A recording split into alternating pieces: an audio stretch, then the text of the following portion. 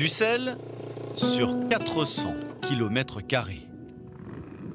Un désert absolu. Mais une fois par an, le lac salé de Bonneville devient le rendez-vous des drogués, des kamikazes de la vitesse. Les Américains appellent ça la fièvre du sel. Et au milieu de tout ça, des Français, monsieur, connus sous le nom de Triplette de Bonneville. Mais attention, ils ne sont pas là pour rigoler, puisqu'ils possèdent plus de 20 records du monde de vitesse. Nous sommes le 11 août dernier. Il est à peine 7 h du matin et c'est déjà l'effervescence dans le stand des tricolores. Le container avec tout le matériel vient juste d'arriver avec 3 jours de retard. Ah, ça nous met dans la panade puisque les 3 motos qu'on a récupérées qui sont arrivées, elles, par avion parce qu'on était en retard, pour les monter, tous les outils et toutes les pièces des autres sont là. Et sachant que la Speed Week c'est 5 jours, la course qui commence cet après-midi.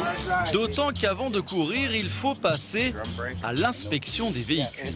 Tout, absolument tout, est décortiqué par les commissaires.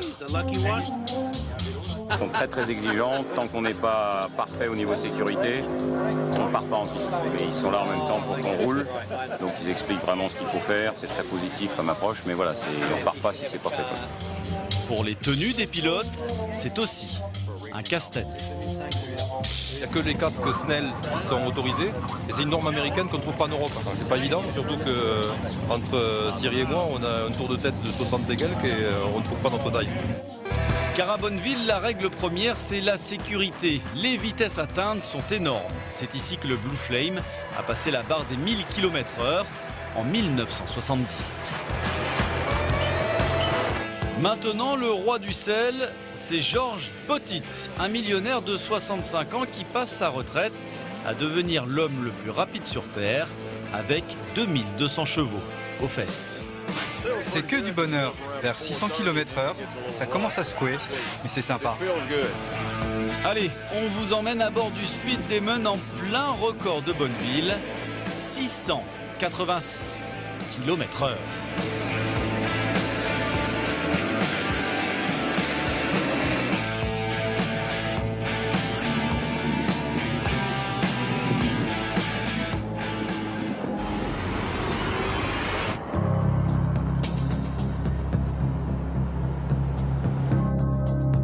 La Speed Week de Bonneville, c'est une semaine durant laquelle chaque matin, au lever du jour, les véhicules se dirigent vers les 4 pistes de course.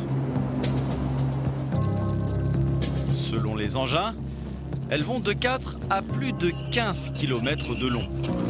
Et à 7 h 30, une seule et unique chose compte, la vitesse.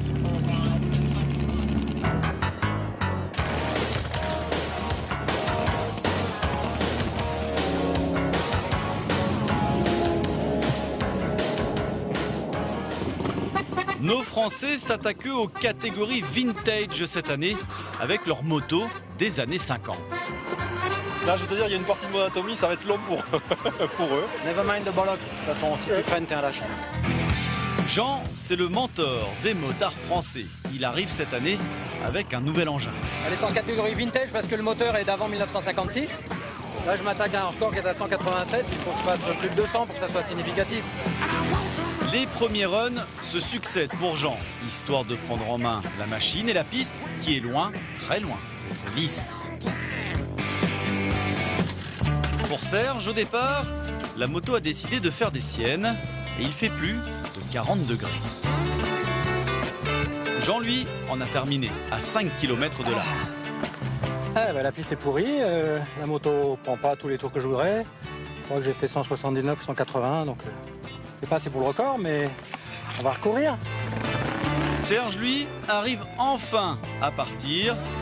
Et très vite, la moto n'avance plus. Le vent de face, là, c'est hallucinant. J'ai senti sur la moto quand il est arrivé. Je passais la 3, ça montait, mais là, pouf. Car à Bonneville, il faut avant tout dompter les éléments. Exemple avec Maurice, autre Français qui débute avec son Harley. Qu'est-ce que ça prête à faire? 4 km 800 à fond. Puis on verra. Mais pendant le run, c'est le sel qui va s'inviter à bord. Des projections sur le casque, plus de visibilité et ouvrir la visière n'est pas une bonne idée. Tu vois du truc qui s'accumule, qu'est-ce qui se passe? C'est de la pluie, tu dis ouais ça va se barrer. Non, ça se barre pas, il y en a de plus en plus. Alors je charge un côté, je charge l'autre côté, après comme ça t'en trouves, tu dis ah je vais mourir, comme ça t'as les yeux sablés, c'est de la survie là, c'est pas de la course. Hein. Au fil des runs, les chronos tombent pour nos 3 motards. Pas de record, mais est-ce vraiment ça le plus important? Il y a un truc extraordinaire, c'est quand tu arrêtes la moto au fond, là, tu n'as personne autour, c'est Armstrong sur la Lune. Il n'y a rien, il y a juste le vent, tu as encore le bourdonnement dans les oreilles, tu es encore un peu secoué de la moto et tout d'un coup, plus rien. Mais puis, un jour on roulera aussi vite que là.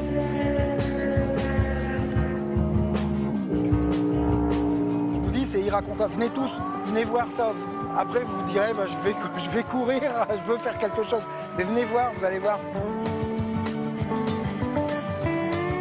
I've got the soul fever.